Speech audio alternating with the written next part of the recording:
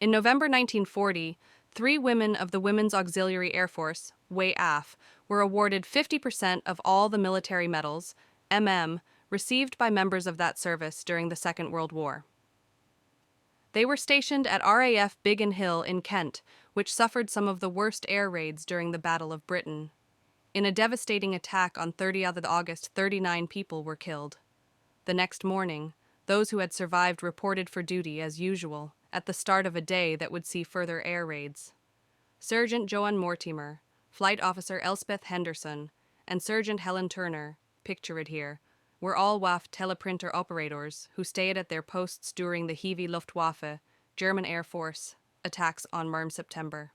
Elspeth Henderson continued her work keeping in contact with Fighter Command Headquarters, Uxbridge, while the raid was on.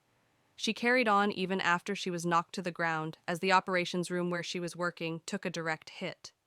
Helen Turner was the switchboard operator and also kept working as the building was hit and bombs fell nearby. It was only when a fire broke out and they were ordered to leave that the two women finally abandoned their posts.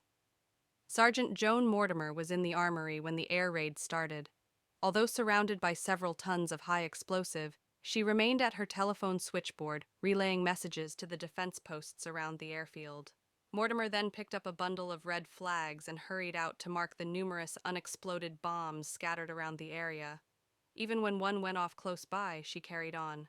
For the bravery all three WAFs displayed in their determination to carry out their duties during such danger, each was awarded a military medal in November 1940.